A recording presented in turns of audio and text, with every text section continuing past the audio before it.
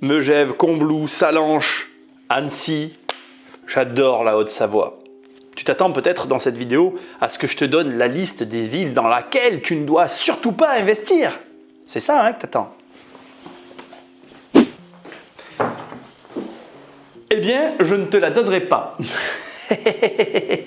Alors pour une fois, ça va être un peu différent de d'habitude. En fait, figure-toi que j'ai fait déjà les recherches. Donc je te mets tout de suite à l'écran une étude de Cairn. Je te donnerai à chaque fois les références. Ça sera plus simple pour toi et moi. On va moins perdre de temps en cherchant notre chemin dans l'internet et ses méandres pour nous concentrer directement sur ce que j'ai à te dire. Et donc ici on va voir non pas la liste des villes mais les critères que tu dois regarder avant d'investir dans une ville ou une autre, et ce sont des critères bien évidemment rédhibitoires. Donc là, le premier critère que tu vois à l'écran, c'est le fait que tu investisses dans une ville dont la démographie est négative. Ça veut dire que les gens s'en vont. En fait, la ville n'accueille pas de nouveaux arrivants chaque année. Non, les gens s'en vont, ils ne veulent pas rester. Alors, bon, il y a vraiment plusieurs raisons qui conduisent à ce que certaines villes perdent leur population. La raison la plus simple et la plus compréhensible, ça va être tout simplement, parce que tu vois ici à l'écran, en fait, la fin de l'ère industrielle, la perte des usines, l'arrêt du travail dans certaines régions. Donc comme tu peux le voir, la Lorraine est la région dans laquelle il y a le plus grand nombre de villes en déclin. Et dans cette étude, ce que j'ai trouvé très amusant, c'est que j'habite dans le Gard et qu'il y a dans le Gard, comme tu le vois maintenant, une commune, une ville qui s'appelle La Grand-Combe, qui est dans une région à démographie positive, mais la ville, tu vois, plus compliqué que ça, mais La Grand-Combe perd énormément d'habitants. Donc là, tu as devant les yeux en fait les mouvements migratoires vers la Grand-Combe quand il y avait encore les usines. Et si on descend, on va s'arrêter là pour que tu vois les chiffres qui sont éloquents. Regarde, la Grand-Combe, donc c'est tout en haut, c'est ici. En fait, ce trait là, alors bon, tu sais que j'ai un problème avec les couleurs, donc ce trait, le premier trait là, c'est le nombre d'habitants. En 1962, il y avait quasiment 15 000 habitants, un petit peu moins. Et en 1999, on était à quasiment 5 000. Ils ont perdu 10 000 habitants, mais parce que les mines ont fermé.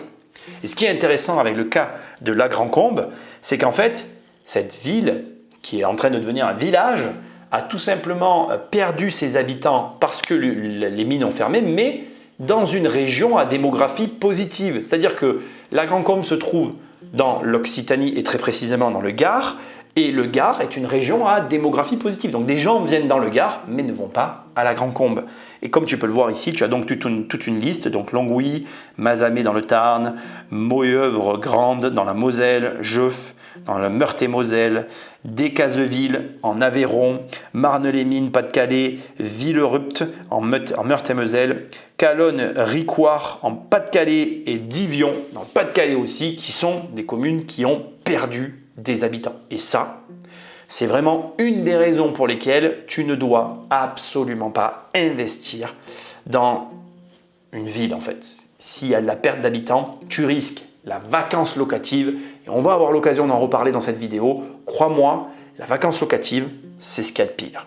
On passe maintenant au deuxième critère qui fait que tu ne devrais pas investir dans une ville. Et regarde, c'est les 20 plus grandes villes dont les habitants dépendent le plus des prestations sociales. Alors je vais passer rapidement toutes les villes qui sont en fait des villes des dom-toms parce que c'est des cas à part et j'ai pas envie de complexifier la vidéo.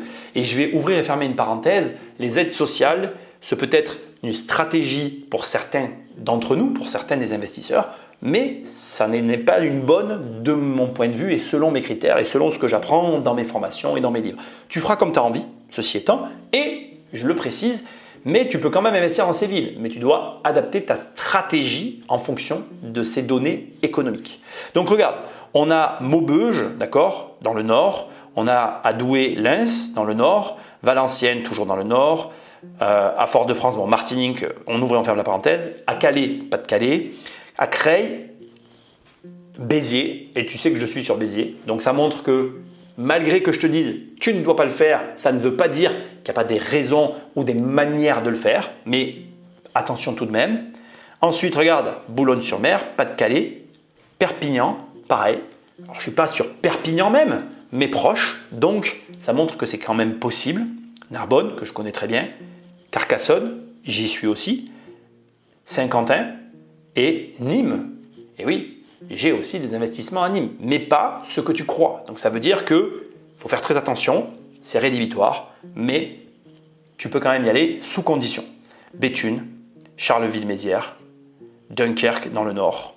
Et on va s'en tenir à ces villes-là pour mes deuxièmes critères. Et là, déjà, tu commences à avoir une liste de villes dans lesquelles ne pas investir. Donc là, bon, je prends des sites différents. Là, ici, on est sur un site qui vient plus en contrebalance d'autres sites. Tu vas voir, je vais t'en donner deux. Bien évidemment, tu l'as compris, on va parler de la criminalité. Donc, tu dois regarder la criminalité parce que alors ça, c'est non discutable malheureusement, mais il faut que tu comprennes aussi le mode de fonctionnement de la criminalité. Mais regarde, ici donc on a Bordeaux en 1, Grenoble en 2, Lille, Rouen, Lyon, Paris, plutôt dans Nanterre, Angoulême, Annemasse, Marseille, Cannes, Aubervilliers, Saint-Denis, Pantin, Avignon, Vénissieux, Bobigny, Échirolles, Bondy et Montpellier. Donc là, tu as une première liste, d'accord, de villes dans lesquelles ne pas investir parce que la criminalité y est trop élevée, trop forte. Mais on va en regarder une deuxième pour contrebalancer, pour se faire un deuxième avis sur les listes de criminalité. Pense bien à élargir ton spectre parce qu'il y a plein de classements, parfois pas sérieux, et donc c'est bien d'en avoir plusieurs. Donc ici, on va avoir des classements de villes qui ne sont pas en France. D'ailleurs, je me suis égaré. Donc, je vais le taper devant toi. On va aller sur Google et on va aller chercher ensemble, en direct. Du coup, je ne suis pas au bon endroit. On va aller chercher ensemble un deuxième site, classement des villes les plus dangereuses de France. Tu vois, il est là. On va prendre... là, il y a l'internaute, tu sais que j'aime bien l'internaute, et on a un classement de 2024. Et regarde, nous n'avons pas du tout le même classement. Et là, tu vois, le Mont-Saint-Michel, ça me dérange un peu de voir le Mont-Saint-Michel, mais c'est par rapport au nombre. Alors, on va aller ailleurs. Non pas que je n'ai pas confiance dans le site, mais je pense qu'il y a un petit réglage que je n'ai pas bien fait. On va prendre, bon, je ne sais pas si c'est sérieux ça, les 5 villes les plus dangereuses de France. Marseille est parmi les villes les plus dangereuses. Ici, tiens, actu.fr. Bon, ça ne veut pas dire que c'est plus sérieux, mais on va voir top 3. Donc ici, voilà, regarde, le classement n'a rien à voir. Lille, Saint-Denis, Marseille, Bordeaux. On retrouve quand même des villes. Lyon, Grenoble, Paris. Alors là, tout à l'heure, on avait une liste plus longue, donc c'est peut-être pour ça qu'on en voit moins. Je vais essayer d'aller voir ailleurs. Là, j'ai quoi? Les 100 villes les plus dangereuses de France. Bon, on va voir les 100. Allez, rapidement, et puis on termine. Délinquance, le palmarès. Tiens, là, on a un classement en images. Tiens, voyons voir en Google. Là, Lille, Saint-Denis, Marseille, Lyon, Paris, c'est celui qu'on vient de voir. 75 secondes. Allez, on termine avec celle-là et après on arrête si elle est sérieuse, si elle paraît sérieuse. Avec le monsieur qui fait un wheeling, c'est pas super. Lille, Saint-Denis, Marseille, Bordeaux, Lyon, Grenoble, Paris, Rouen, Aubervilliers, Vénissieux. Bon, tu le vois, c'est quand même toujours plus ou moins les mêmes, je dirais, villes qui reviennent. Tu dois être informé de la criminalité dans ta ville, une subtilité tout de même. Eh bien, regarde l'évolution. Parfois, une ville va avoir un taux de criminalité élevé, mais la ville agit et le taux de criminalité est en baisse. Ça a son poids, ça a son importance. Maintenant, ce qu'on va faire, c'est qu'on va voir les critères que tu regardes déjà et je vais essayer tout simplement de t'influencer pour réfléchir différemment. Et en parlant de penser différemment, bien, si ce livre t'oriente sur la route, celui-là t'oriente sur tes finances. Tu tapes riche sur Amazon, il apparaît en première page, ça s'appelle Devenir riche sans argent. Son objectif, il est simple, c'est de te faire penser différemment au niveau de ton argent. Donc on va attaquer maintenant avec ce premier point que j'aime tant, qui est la vacance locative. Mais avant que je te parle de la vacance locative, je voudrais juste te rappeler un détail hyper important. Et d'ailleurs, avant que je t'en parle, je t'en ai déjà parlé en fait. Je t'aborde juste le sujet que je t'avais dit que j'aborderais. Bref, la plupart des gens ont peur de l'impayé de loyer.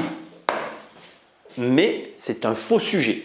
Parce que l'impayé de loyer peut être très facilement réglé par une GLI. Une GLI, c'est quoi? Une garantie loyer impayé. Alors oui, il faut que tu passes par une agence immobilière. Oui, c'est payant.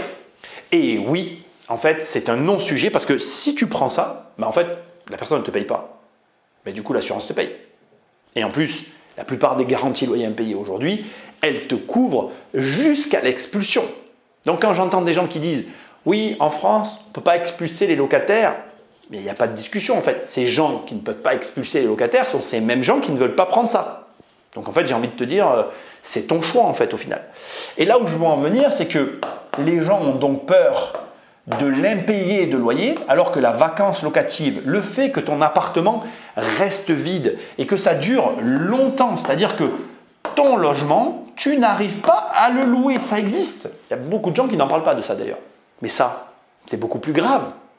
Ben oui, il n'y a pas d'assurance pour te couvrir contre ça. Il n'y a rien. Qu'est-ce qui fait que tu te retrouves dans cette situation? Eh bien, tu as fait un mauvais choix. C'est ton choix qui t'a conduit à ça. Le fait que le logement reste vide, mais d'ailleurs, le fait aussi qu'il y ait un impayé, ne découle que de tes choix. Mais où est-ce que je t'emmène sur ce premier point? Ben, c'est assez facile en fait. Tout ça découle d'un seul élément. L'opposition entre le bien rentable et le prix, qui nous amène finalement à une situation que l'on n'évoque que trop peu encore. Le fait que quand c'est plutôt rentable, en général c'est plutôt pas cher, mais du coup il y a beaucoup de risques. Là où à l'opposé, quand c'est généralement très cher, c'est très peu rentable, mais généralement il y a moins de risques. Et on se retrouve à nouveau dans le choix. Mais en réalité, laisse-moi juste te dire une chose. C'est un faux choix cette histoire. Parce que la réponse, c'est le temps. Et c'est très simple, tu vas comprendre. Si tu raisonnes sur du très long terme, ben, tu es automatiquement de ce côté. Parce que sur du très long terme, le prix n'est pas si important que ça.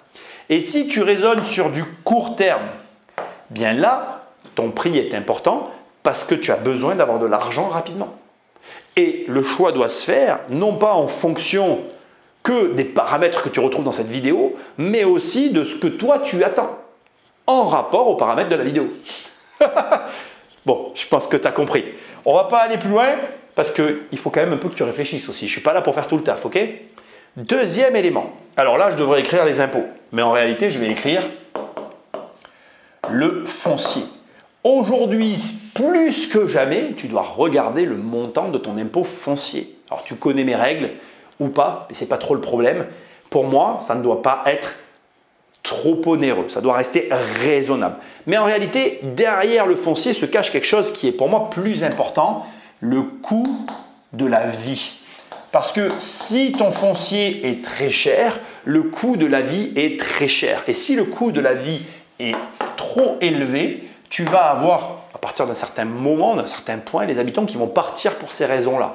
Et à l'opposé du spectre, là où le coût de la vie est trop peu cher, tu ne trouveras peut-être pas la qualité des locataires que tu recherches. En fait, la bonne réponse se situe quelque part là entre les deux. Bon, c'est à toi de faire les recherches par rapport à ta région, parce que tu verras, on en parlera dans la conclusion, mais en réalité, c'est d'ailleurs pour cette raison que le titre que j'ai mis sur cette vidéo est plutôt vague, parce que il n'est pas question de dire je vais de ce côté ou je vais de ce côté. Il est question de dire d'abord qu'est-ce que toi tu recherches. Et puis il est question aussi de bien analyser la ville dans laquelle tu veux investir. On va terminer avec une notion avec laquelle tu ne seras peut-être pas très contente, mais je ne t'ai pas trompé dans cette émission, je veux quand même le dire avant de t'expliquer ça. La réalité, c'est que c'est cet élément-là qui va conditionner tout le reste. Et ce n'est pas un élément tangible. Ce sont tes sentiments. Eh oui. Alors, je suis désolé encore une fois, tu t'attendais à quelque chose de peut-être plus cartésien, d'accord? Mais tes sentiments vont driver finalement le choix de la ville dans laquelle tu vas investir et de la ville dans laquelle tu ne vas pas investir. Pourquoi? Parce qu'il y a plein de critères que je ne peux pas noter parce que je ne les connais pas, qui sont les tiens, qui sont les miens, qui sont les critères de tout un chacun qui vont rentrer en ligne de compte. La désirabilité de la ville dans laquelle tu vas. Est-ce que cette ville fait envie? Est-ce qu'il y a des gens qui veulent y venir? Les perspectives politiques et les perspectives que toi tu perçois de la ville. La qualité de vie globale. Les défauts de la ville, parce qu'elle en a forcément. Les qualités de la ville. Les avantages, les inconvénients. Le quartier que tu cibles. ce que tu ressens.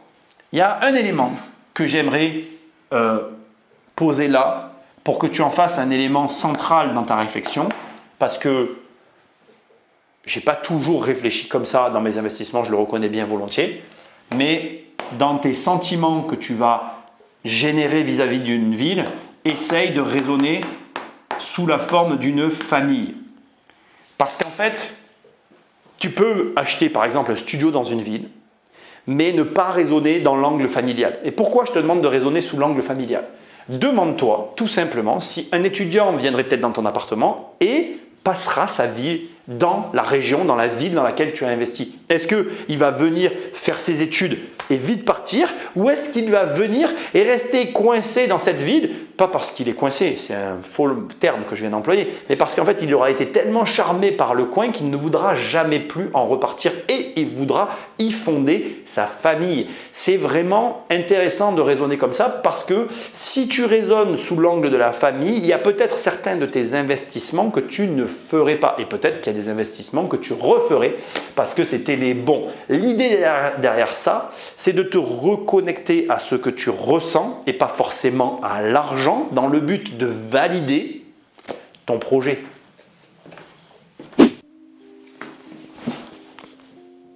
Oui, je sais, je suis d'accord avec toi. Cette vidéo devrait se terminer avec une liste de villes où je devrais te dire n'investis pas dans ces 10 villes, parce que en croisant les données, eh bien, il se trouve que Bordeaux, Nîmes accumulent 3 points sur les 6 que je viens de te donner.